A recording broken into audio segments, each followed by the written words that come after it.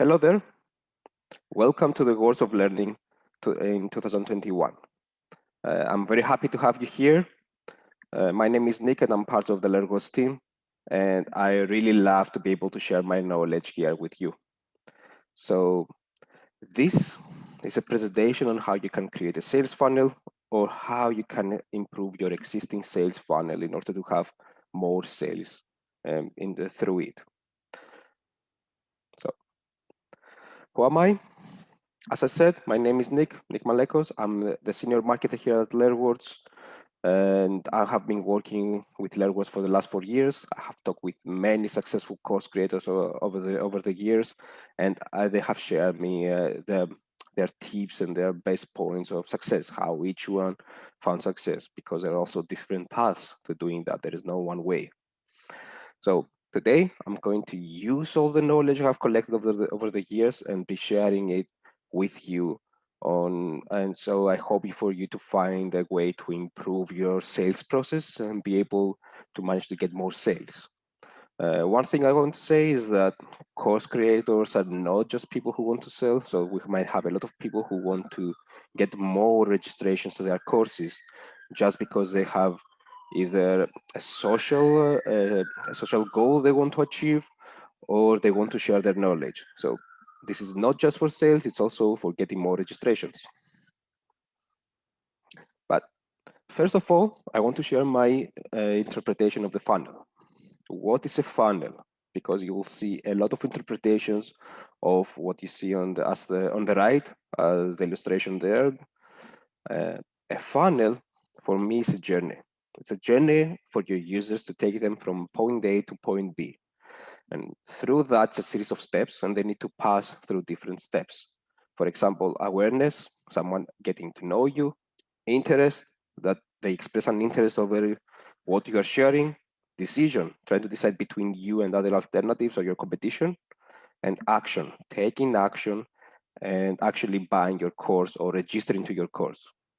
It's not just going from point A to point B. Making a sales funnel means that you are making your own treasure map. You're making and visualizing your path towards a treasure. The more registrations, the more sales. So for me, a sales funnel is something between a journey and the treasure map.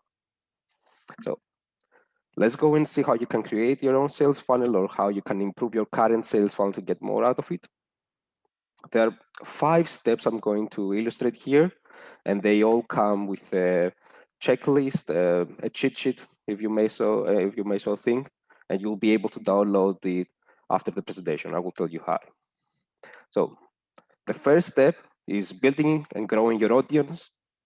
You then taking this audience through your landing page, and the landing page is where you're going to present your course or your training or your coaching program. Then it's the pricing, how you can decide or improve your pricing. Then it's the email funnels, how you can automate this process and have a 7-day, 15-day, 30-day funnel that you can sell automatically your course. If someone comes from your audience, registers through a landing page, but does not buy a course, and you want them to convince them, take them through the steps of the funnel in order at the end to buy the course. Lastly is the launch. What you need before you are launching your course. It's the last steps that lead to that desired course launch.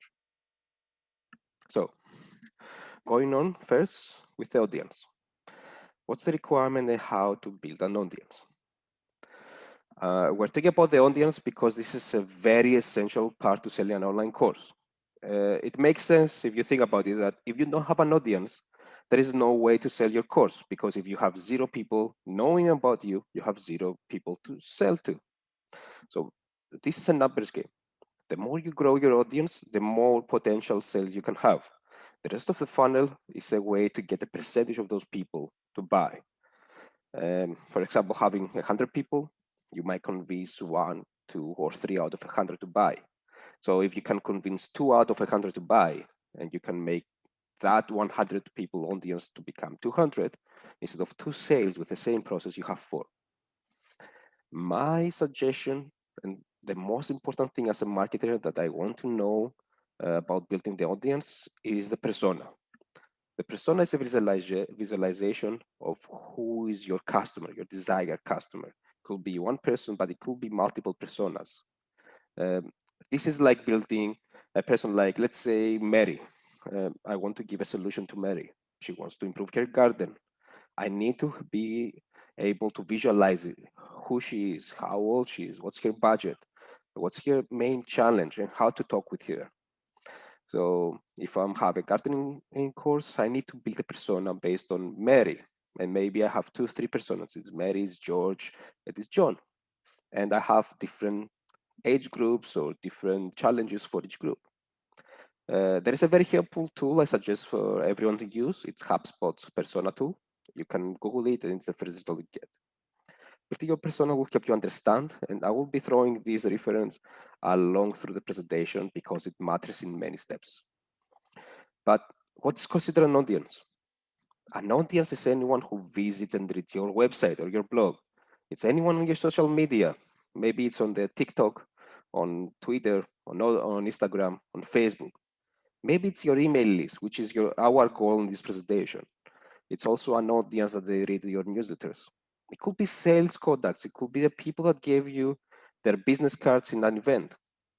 It's people you did business already, partners, and someone that you sold them any other product.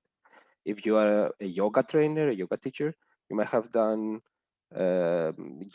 yoga sessions in the park. Those people might be interested in your online course too. So this is the base of your audience.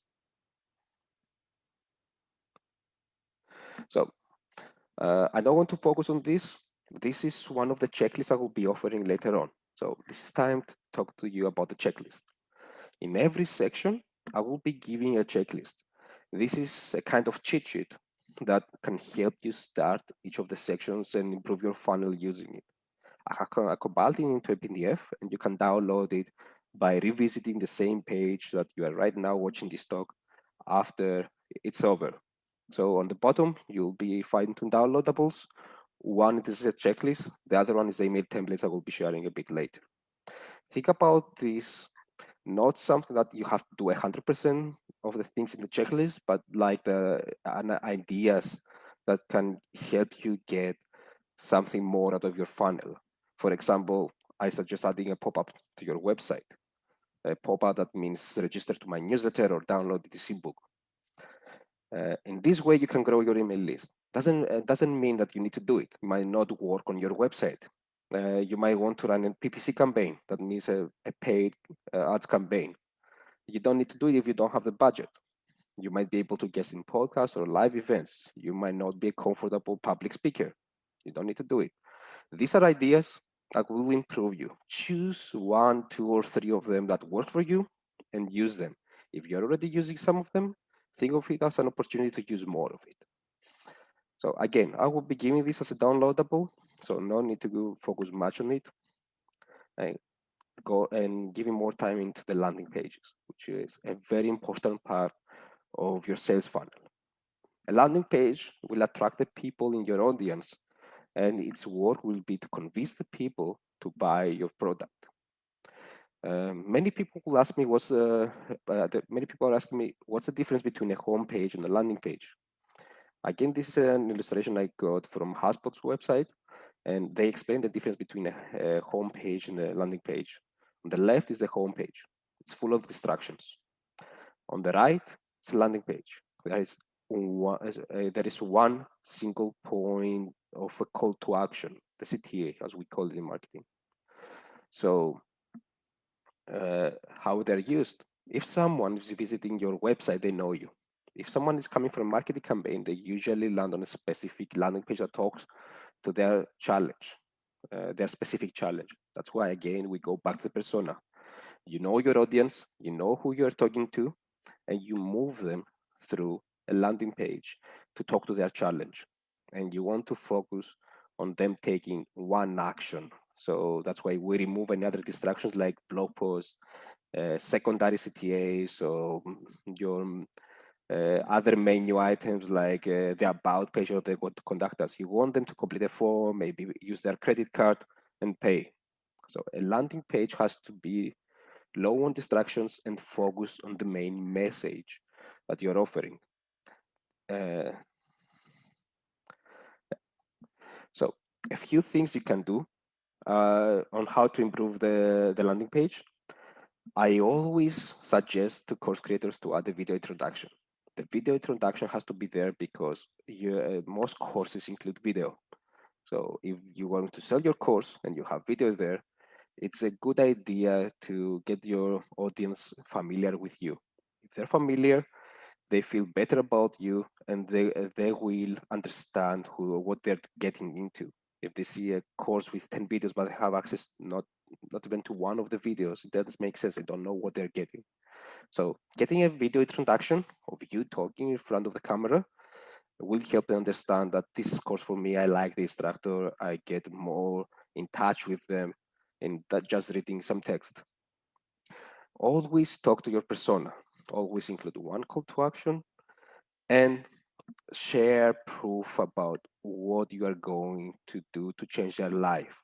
So testimonials are a great part of it, but also what this course is going to do about them. We're going to talk a little bit later about the transformational value on the pricing, and this is something you have to have there. For example, if I'm getting a course about getting my next promotion, this is the transformational value of the course. It's good to include it on the landing page. There's some other advice here, like a money back guarantee, action verbs. Action verbs are words like use, buy, do, get it now, register. These are action verbs that you can add on your landing page.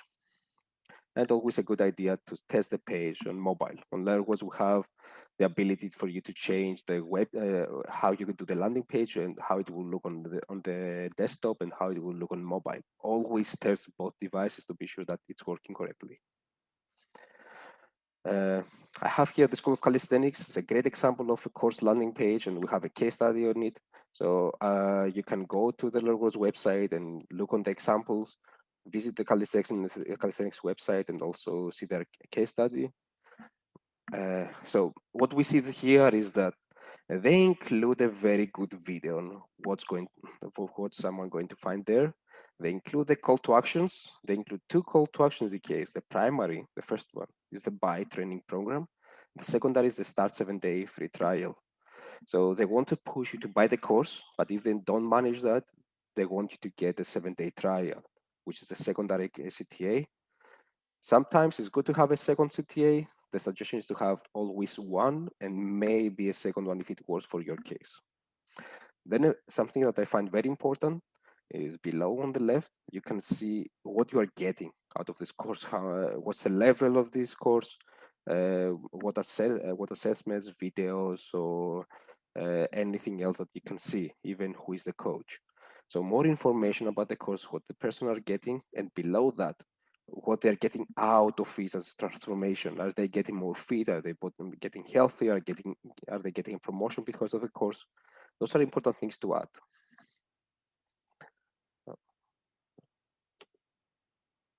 So the next part is after you build your landing page, and even before that, you need to decide what's the price of your course.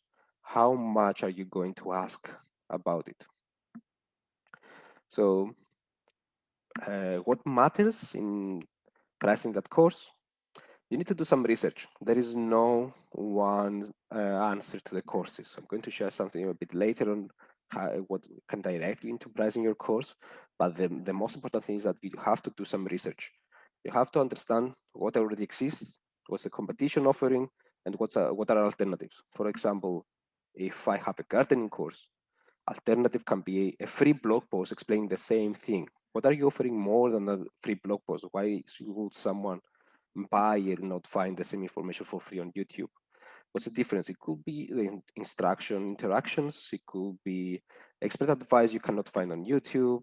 It could be better structure, could be many things. So you need to research a little bit, understand what people are used to buying, and your persona again will help you in the pricing, because on the persona you can visualize and think about how much they're willing to pay and how much is their budget, how much they can pay, and if they're used to buying memberships, one-off payments, or how exactly they're used to paying for their courses and how they take their courses live or self-paced. So it's very important to understand your persona in order to go down to the pricing. Again, the transformational value. If this course, the gardening course, it's something that will change the lives of someone because they achieve a lifelong dream of having a beautiful garden, or this is something that they will help them to make their own business in gardening, it makes sense to understand what you are offering, what's the level and what's the change on someone's life, and go have that. Oh, sorry. So the other part is exclusivity. Again, do I find this on a blog post or a YouTube, or is it something you can find only in your course? Is it something you're offering more than anyone else? What's the exclusive part, and how much exclusive is this? This will inform you on how much your price has to be.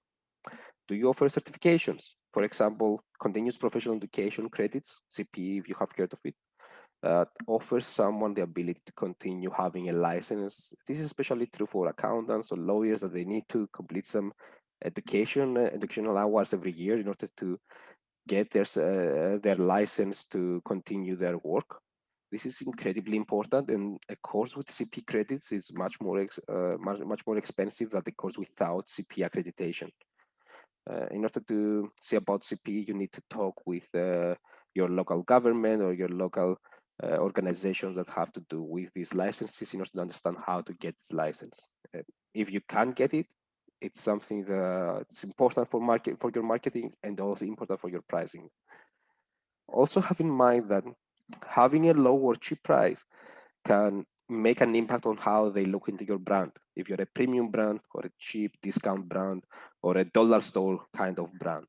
So you have to have in mind that it's difficult to change perceptions and branding after a long time. So it's a decision you have to make early. Do you want to attract many people in a cheap price, or do you want to have the premium price, less people, and focus on them to achieve better results, but you're going for a premium price? A very important graph here.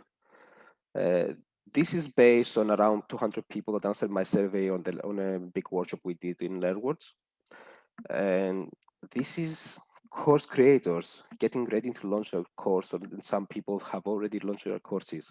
And you can see that 25% of those people have a course under $50, but most of the people have the course price between 50 and 200. So what does it mean? If you go qualitatively, as I went through the survey to understand what that means, is that the average course price is between $50 and $200.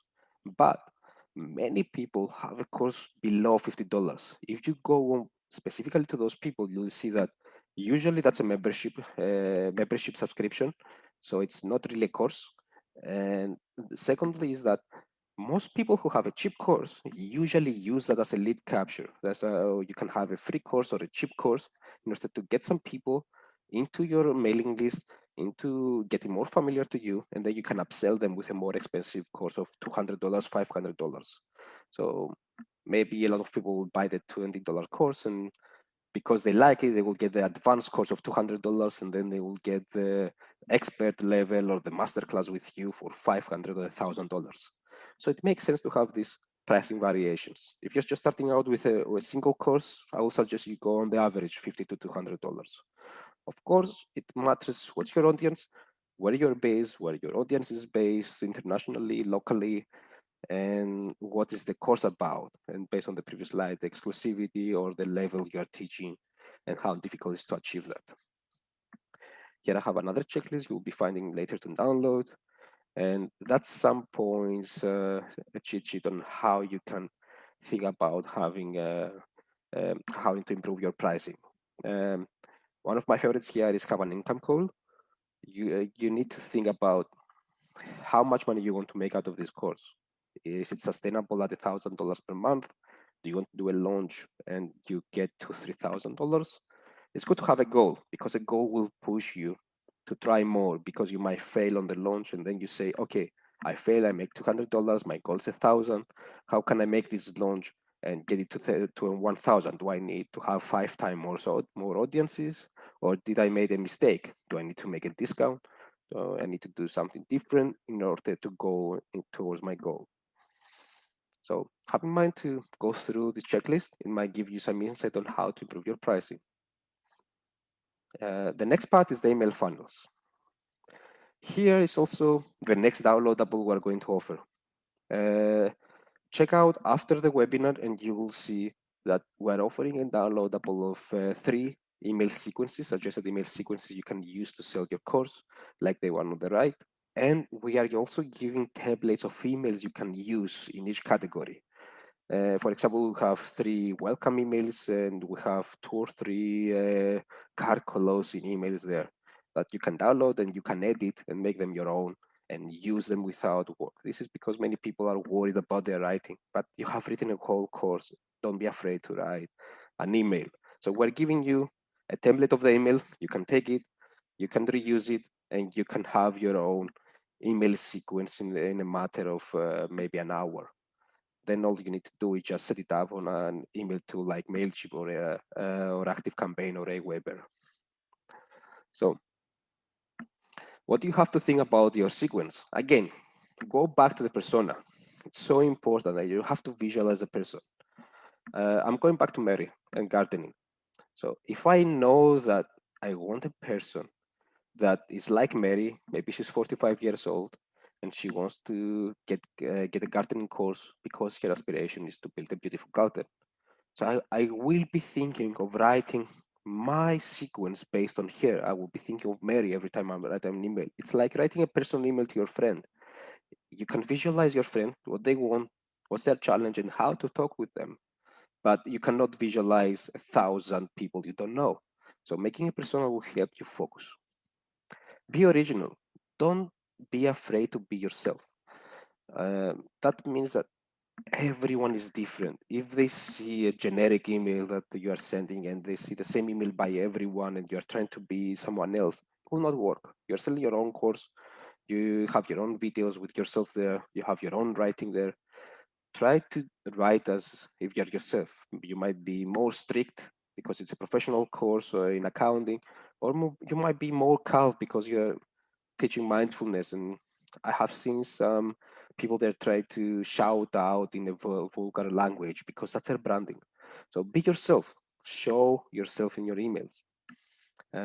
Always include the story, either review, a testimonial, a transformation of someone going from A to B, someone you already taught. It doesn't need to be someone you taught this course because you might be just launching your course. Let's say you're a yoga teacher again and you are teaching on a park. One of those people that is following you every week in the park, taking yoga classes, they have seen an improvement in their health, their fitness, their mood. Ask them to share their story. Ask them to send you a video of a testimonial. It doesn't need to be the exact course you're offering. This will help you get the first clients, and then you can ask them for feedback, and they are on testimonials, and you can update later. Always get the reasons to join, the value they're going to get. And it's always a good idea, as with a video, to share a sneak peek, a preview. It could be the first section of your course, a video of you, or some other parts of it. Again, be sure to check out our downloadable afterwards. It's a PDF and you can start your email sequence in less than an hour and you don't need to write everything from zero. And even if you're stuck, this will help you to have some good email examples to go on. Again, another checklist also as downloadable. You'll find them all the checklist at the same place. So these are a few things you can go through and improve your email sales funnel. One of my favorites here too is the give value first and sell afterwards. The rule of thumb we use in marketing is 9 times give value, 1 time sell. This is not exactly about numbers, it's more about use the email to give value to your customers. Have a free course, a free webinar, send them your advice, a blog post you wrote, a guest post on another page, a YouTube video you have shared. Give them something to make them engaged and keep following you. Then start to sell. If you start to sell immediately without giving something to someone, they will probably not really engage with you. And one other thing I love on here is the live events as a launch. People love to have a live interaction. If you're not offering live interaction in your course, it might be a good idea to go the extra step and offer a webinar as a launch of your course. For example, in gardening, you might want to have an introduction about how to use the seeds, what seeds to use, how to choose the seeds for the right climate for you or for your area or for your soil. Might be the basic, the first, it could be a repetition of the first learning unit you have, but it will give you the people an idea of your course, introduce it to them, and you can use that to sell your course. Last part is launching. Here, the most important thing is testing. Test, and again, test. What does it mean? It means that go and make a fake user with a second email you have or a fake email and try to see everything from how people register to how people are buying. Ask a friend to go to the same. Ask someone you know to do a fake purchase. In other words, we have this sandbox mode where you can use a fake credit card and see how the checkout process works if it's how you like. You can also ask a friend or a colleague to go check your course and give you feedback. Testing is the most important thing. Testing the pricing. Again, it's an important thing. You might want to change the price after a while. Maybe you updated with extra material. Maybe you had it text only and you added videos. Maybe you added 2-3 very important sections or a live interaction for the next students and you want to ask for more. Maybe it's outdated and you want to throw the price a little bit to get more people. So testing and changing things and see what works in all the life cycle of your sales funnel. Everything can be improved because it's a game of numbers. If you can go from two sales out of 100 to 3 sales out of 100, it will make a difference if you have 1,000 people in your audience. So small changes can have a huge impact. You can see where you can have an impact. Sometimes you'll not see an impact, but testing is the most important way to find it. Don't test too much, and don't test don't test too little, and too little is known.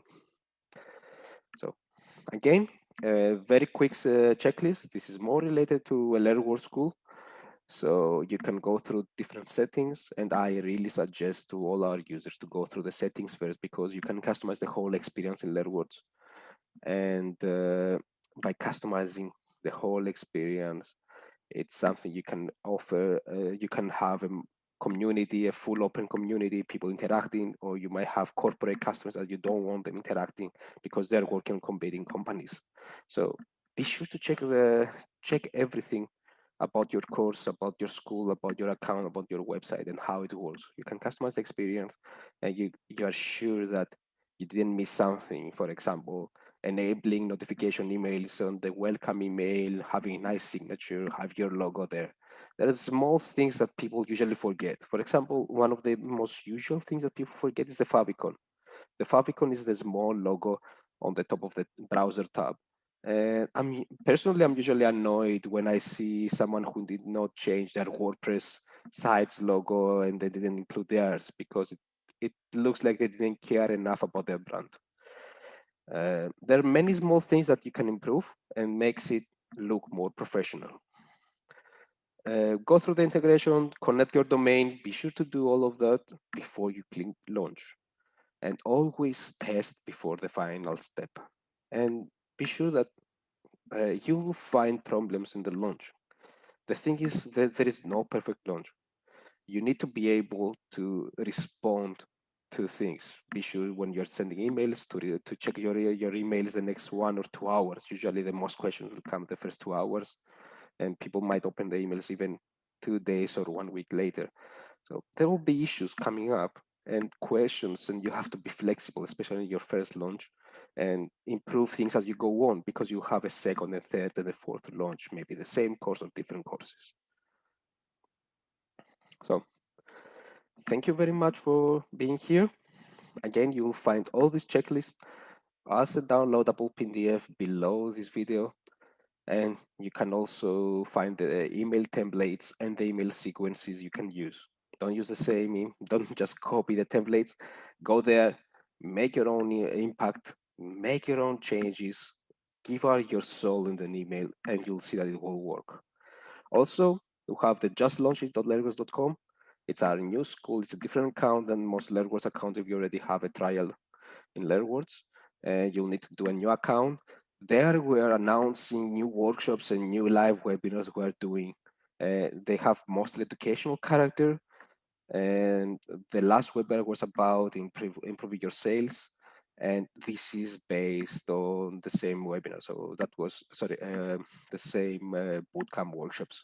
So I did the same lesson in 5 days, and this is a summary of what we did there. We're going to announce more workshops in a few days. So be sure to check the website, maybe register, and keep an eye to it, because we're announcing many great things that will teach you how to improve your course and your course sales process through there. So thank you very much. I hope you enjoy the Words of Learning. There are so many amazing speakers. I have so many favorites that I don't have enough fingers to count them. So I'm very happy to see you all here, and be sure to enjoy, take notes, and come back for the recordings. Even if you are tired to look for 30 talks in 2 days, you'll still have the recordings. So have a great time, everyone. Bye-bye.